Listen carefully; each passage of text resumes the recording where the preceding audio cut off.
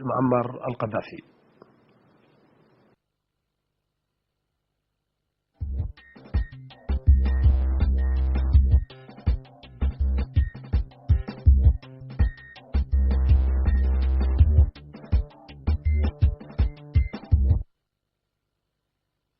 نحو القبائل يكون قبائل داخل شوارع بعض ليطيها من جردان أي موجود سكان طرابلس يعني غير اللي ماهوش من القبائل مهمتهم نفس الشيء تطهير مناطقهم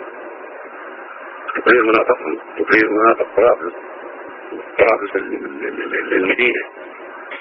الشباب تاجورة شباب سوق الجمعة اللي ممكن الجبران معششين بسبب وحدين مرضى مثل الكاتب الغرياني اللي كان موجود في هذه المنطقة يعني هذا القرية، ومثل الزقالي اللي جد استقبل المسلمين وقول طاع البكر علينا من ثنيات الوداع، نفس الكلام اللي النشيد اللي قابلوا به أهل المدينة المنورة النبي صلى الله عليه وسلم في الهجرة تصوروا، وهو اللي يقدم الصيف في الشيخ طبيعي قابله هذا يد الدفع العالم اللي كان يصلي بيكم في جامع مريم محمد ما تلموه هذا كان خان لأن هذا كانت على الخيانة. هذهم كانوا معششين ويأخذوا من السياسة من الزناقة ومن المستعمرين ومن سفارة فرنسا وطرابلس كانت هناك وتلقوا من الأموال ليش يخربوا التاجورة ويخربوا سوق الجماعة. الشباب تاجور سوق الجمعة والناس والنساء والحرام كلهم يطلع المنطقتين إذا كانوا موجود في الجزائر. القبائل من زحفت من عدة مناطق من سبت من بلوزيز من طربونة من تلزان من سبعة من الجفارة من جبل. القبائل اللي زحفت من الخارج من خارج طرابلس وخارج قبائل طرابلس هي نفس الشيء دخل المدينة دخل الشوارع دخل الميادين وساحة الخضراء ويقوموا بتطهير مساعدة لتطهير المدينة.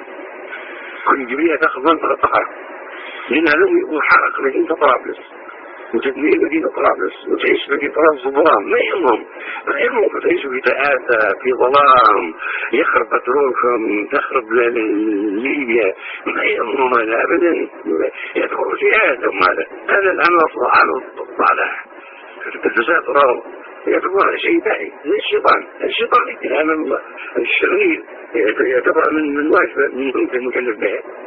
هم العمل الشرعي يعتبروا هذا واجبهم يعملوه باعتبار الأرض والبشر العليا ما همش منهم ما دام ما همش منهم إلا يجب تدمير الأرض وتدمير قتل البشر وتدميرهم. تصور بهذا الشكل يقولوا لا تضر على الأرض من كافرين تجارة معتبرين نحن كفار ويجب أن يوصلوا لا واحد من حي وهم اللي كفار هم لا يسلموا ولا يصلوا والجميع المحرمات يتكلوا فيها داخل المساجد فهيك داخل المساجد مع تطهروا مساجدكم يا شيخ المدني عرض الشيوخ وطهروا المساجد أي مسجد دخلوا وصلوا يجب الغسل 7 مرات بماء الكعبة حتى ينظر. يجب كل جزيرة موجودة في طرابلس من سكان الوطنيين من القبائل اللي ساكنين فيها من القبائل اللي ساكنين عليها من برا من الشباب من الشيوخ من النساء من الجحافل المسلحة كلها تقوم باكتساح مدينة طرابلس وتمشيطها والقضاء المجرم على الخونة والزرافة والجثة ويحاولوا دين طرابلس ويذبحوكم ويمثلوا بجثتهم ويجيبوا فيكم الويل ويعذبوكم ويعتبرهم أما أنتم عذبوا من تقصدين حسنا هذا كفار زي القرنين لما يجيبوا قال يا ربي والله القرنين أنت تقدر تعذبهم وتقدر تعامل بالتسبيح فهم يقول احنا لا ما نعملش بالحسن سكان طرابلس بنعذبهم. طيب السجن بآية مثل هذه باعتباركم أنتم كفار أما أن تعذب وهم تقضي فيهم حسنا فقال لا من هذا خيرت من الاثنين اللي بنعذبهم ما يقول له من أحد بنعذبكم سكان من الطرف اللي يقضوا يعذبكم يكونوا على الصراع هيا هذه ما ينفع تكون مسألة انتظار. كان ممكن ضرب بالمدافع والدبابات والرشاش والتدمير دي طرابلس على وصل، لكن ما يجي من بس الجيش يعمل يضرب الإمارات ويضرب الساكن ويضرب البشر ويضرب هم اللي خندقوا داخل العائلات وداخل البشر وذوق الفلوس تخشوا عليهم وكلهم من وسط العائلة اللي هم مختلفين شقتها من بيتها. هذه واجبكم، يلا تشجعوا وخلوا عندكم من نفسي شجاعتكم وإيمانكم تخرجوا للشوارع. أنا أحيي إذا تراي مرة أخرى اللي مكنتني من ربما أول مرة اللي تم صوتي بسبب الضغط اللي في إذاعة الجاهلية. أنا يمس الدهوات طلعت شوي في مدينة طرابلس بدون ما يشوفوني الناس متخفيين.